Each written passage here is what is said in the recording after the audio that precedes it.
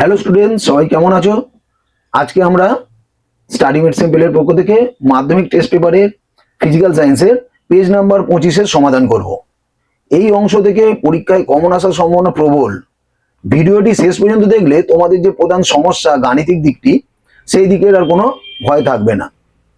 প্রথমেই বিভাগ কয়ের কথা আসা যাক। এখানে তোমাদের এমসিকিউ কোশ্চেন থাকে, আমি সেই অ্যান্সারগুলো দিয়েছি এবং তার পিছনে কারণগুলোও দিয়ে দিয়েছি।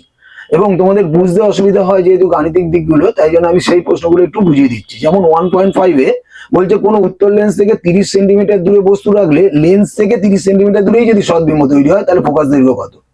আমরা জানি যে বস্তু ও প্রতিবিম্ব দূরত্ব উত্তর লেন্সের ক্ষেত্রে সমান হলে তারা কোন অবস্থানে থাকবে না, 2f অবস্থানে। এখানে 2f ইকুয়াল টু বলে দিয়েছে 30 সেন্টিমিটার, তাহলে f কত হবে? 15 সেন্টিমিটার। এর পরের অঙ্কটি আছে কোনো মাধ্যমে আলোর বেগ 2 × 10⁸ মিটার পার সেকেন্ড হলে ওই মাধ্যমের প্রতিসরণ কত? আমরা জানি প্রতিসরাঙ্ক বের করার ফর্মুলা হচ্ছে শূন্য স্থানে আলোর বেগ বাই ওই মাধ্যমে আলোর বেগ। আমরা জানি শূন্য স্থানে আলোর বেগ হচ্ছে 3 × 10⁸ মিটার পার সেকেন্ড। তাহলে তাকে দিয়ে আমরা 2 × 10⁸ মিটার পার সেকেন্ডকে যদি ডিভাইড করি তাহলেই আমাদের অ্যান্সার হবে 1.5। বিভাগ ক্ষয়ের 2.4-এ যেটা আছে, এসটিপিতে 11.2 লিটার কোনো আদর্শ গ্যাসের জন্য PB equal to dash dash RT. আমরা জানি 22.2 লিটারে কোনো গ্যাসের আয়তন হচ্ছে 1 মোল গ্যাসের আয়তন। তাহলে আমাদের হাফ চেয়েছে, 11.2 লিটার তার আয়তন হবে কত? তার হাফ, একের হাফ অর্থাৎ 0.5 মোল। একইভাবে আমি প্রত্যেকটি প্রশ্নের উত্তর করে দিয়েছি। তারপরে তোমাদের দিয়েছি 2.13-র ব্যাখ্যাটা, ম্যাগনেসিয়াম অক্সাইডের লুইস ডট চিত্রটাকে বোঝাও। ম্যাগনেসিয়ামের ক্ষেত্রে আমরা জানি পারমাণবিক সংখ্যা হচ্ছে, যদি বিভাজন করি 2, 8 আর 2, যেহেতু এর পারমাণবিক সংখ্যা হচ্ছে 12, তাহলে শেষ কক্ষপথে কটা আছে? দুটো। আর অক্সিজেনের শেষ কক্ষপথে আছে 6। তাহলে ম্যাগনেসিয়াম তার দুটো ইলেকট্রন ত্যাগ করে আর অক্সিজেন সেই বর্জিত ইলেকট্রন গ্রহণ করে। তাই এটি তড়িৎ রাসায়নিক, যদি এটা যোজ্যতা বলি তাহলে এটা হবে তড়িৎযোজী। এটা আমি সুন্দর করে ব্যাখ্যা করে দিয়েছি, একটু তোমরা দেখে নাও, আমি লাল কালিতেই করে দিয়েছি। এরপরে প্রত্যেকটি প্রশ্নের উত্তর দেওয়ার পরে আমি চলে এসেছি 3.4-এরটায়। বলছি 3.4-এ একটা অঙ্ক আছে খুব ইম্পর্টেন্ট। একটি বাড়িতে 10টি 40 ওয়াট বাতি, 5টি 80 ওয়াটের পাখা, 80 আর একটা 80 ওয়াটের টিভি 6 ঘন্টা চলে, 30 দিনে কত ব্যয়িত শক্তি হবে? আমরা আগে কি করব, আগে দেখে নেব কোন কোন ওয়াট কত আছে। 40 ওয়াটের 10টি গুণ করব, তারপর 5 ওয়াটের 80 ওয়াটের 5টি, তাকে গুণ করব, এবং 80 ওয়াটের একটি, এগুলো গুণ করার পরে আমরা পেলাম 880 ওয়াট। এবার কতক্ষণ চলেছে? 6 ঘন্টা। তাহলে হয়ে গেল 880-কে 6 দিয়ে গুণ করে 5280 ওয়াট আওয়ার। এবার 30 দিন চলেছে, 30 দিয়ে গুণ করবে, তাহলে বিওটি এককে হবে কত? যেটা আমার বেরালো তাকে 1000 দিয়ে ভাগ করলেই সেটা বেরিয়ে যাবে বিওটি এককে 158.4 ইউনিট বেরাবে। একইভাবে 3.6-এ যেটি আছে, এর পারমাণবিক সংখ্যা হচ্ছে 17। তাহলে ইলেকট্রন বিন্যাস কত হবে? প্রথম কক্ষপথে 2, দ্বিতীয় কক্ষপথে 8, তৃতীয় কক্ষপথে 7, অর্থাৎ শেষ কক্ষপথে 7টি ইলেকট্রন আছে।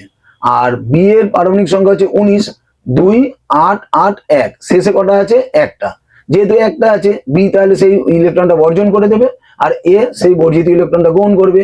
এইভাবে যে তড়িৎযোজী যৌগ তৈরি হবে সেটা হবে বি এ। এটা অ্যাকচুয়াল ক্যালসিয়াম ক্লোরাইডের সঙ্গে। এরপর 3.8-এর অরে যেটি আছে জারণ বিজনে ইলেকট্রনীয় তত্ত্ব। একটা উদাহরণ হচ্ছে জিঙ্ক প্লাস কপার সালফেট, উৎপন্ন হচ্ছে কি? Zinc sulphate plus copper. এখানে দেখতেই পাচ্ছ জিঙ্ক ইলেকট্রন বর্জন করেছে এবং তাই জারিত হয়ে গেছে, আর কপার আবার ওই বর্জিত ইলেকট্রনটাকে গ্রহণ করে বিজারিত হয়েছে। তাই একই বিক্রিয়ার মধ্যে দেখা যাচ্ছে এক ক্ষেত্রে ইলেকট্রন বর্জন হয় তো অপরপক্ষে গ্রহণ হয়, অর্থাৎ এটি একটি জারণ বিজারণ প্রক্রিয়া। বিভাগ ঘয়ে 4.1-এর 2-টা এবছরের পরীক্ষার জন্য ভেরি ভেরি ইম্পর্টেন্ট। আদর্শ গ্যাস সমীকরণ থেকে দেখা হচ্ছে গ্যাসের ঘনত্ব ডি ইকুয়াল টু PM/RT। আমরা জানি আদর্শ গ্যাস সমীকরণের ফর্মুলা কি? PV equal to nRT। আবার n মানে অর্থাৎ মোল সংখ্যা মানে আমরা জানি গ্যাসের ভর বাই মোলার ভর। তাহলে আমি n এর বদলে বসিয়ে দেবো গ্যাসের ভর বাই মোলার ভর, ছোট m বাই বড় m। তাহলে PV যেমন আছে বসিয়ে রাখলাম, n এর জায়গায় বসালাম ছোট m বাই বড় m, RTর জায়গায় রাখলাম। তাহলে P ইকুয়াল টু কত? পরের লাইনে আমি খালি ভিটাকে নামিয়ে দিলাম, তাহলে m/v RT বাই m রইল। তাহলে যেহেতু ঘনত্ব ডি ইকুয়াল টু আমরা জানি m/v, তাই ওই m/v-টাকে সরিয়ে দিয়ে আমি ডি বসিয়ে দিলাম আর RT আর বড় m কে যেমন আছে বসিয়ে রাখলাম। তাহলে উত্তর বেরিয়ে গেল ডি ইকুয়াল টু PM/RT। এর পরের প্রশ্নটাও খুবই ইম্পর্টেন্ট। ক্যালসিয়াম ফসফেটে ফসফরাসের শতকরা পরিমাণ কত? তোমরা জানো ক্যালসিয়াম ফসফেটের সংকেত হচ্ছে Ca3PO4 2।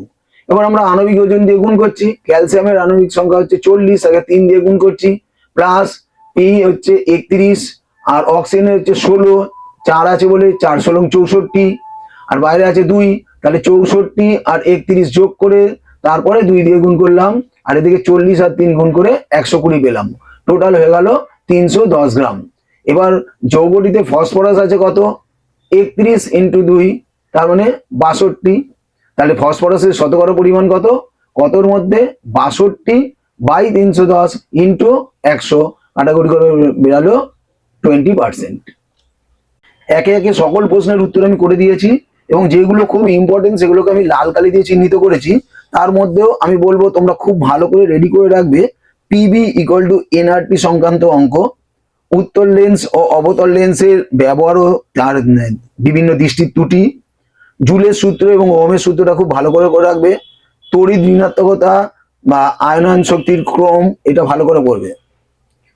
তাহলে বন্ধুরা আজকে আমরা যে প্রশ্নগুলো আলোচনা করছি তার মধ্যে থেকে আমি শেষের যে 3টে প্রশ্ন বললাম সেই 3টে অবশ্যই ভালো করে রেডি করে রাখবে। আর গাণিতিক সমস্যার যদি আরো কোনো সহজ উপায় তোমাদের জানার দরকার হয় তো আমাকে জানাবে, আমি সেটাই তোমাদেরকে গুছিয়ে বুঝিয়ে দেব। তোমাদের আমার একটা পরামর্শ হলো তোমরা একটা রুটিন মেনটেন করবে। রাতের বেলায় যত পড়ার ব্যাপারগুলো আছে করে নেবে এবং দিনের বেলায় এই গাণিতিক সমস্যা অঙ্ক এগুলো দিনের আলোতে করলে খুব ভালো হয়। তাই এইভাবে একটা রুটিন সেট করে নেবে। তা বন্ধুরা এই ছিল আজকের আমার ভিডিওর যে আলোচনা। আশা করি ভিডিওটি তোমাদের পরীক্ষার প্রস্তুতি নিতে সাহায্য করবে। যদি কোথাও বুঝতে কোনো অসুবিধা হয় বা তোমাদের অন্য কোনো পেজ বা বিষয়ের সাজেশন লাগে তবে নির্দ্বিধায় আমাকে কমেন্ট বক্সে জানাও। ভিডিওটি ভালো লাগলে একটা লাইক দিও এবং তোমার বন্ধুদের সাথে শেয়ার করতে ভুলো না, কারণ তোমাদের সাপোর্টেই আমাকে নতুন ভিডিও তৈরিতে উৎসাহ দেয়।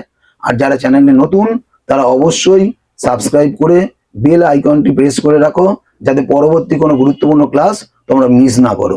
সবাই ভালো থেকো, মন দিয়ে পড়াশোনা করো। দেখা হচ্ছে পরের ভিডিওতে। ধন্যবাদ।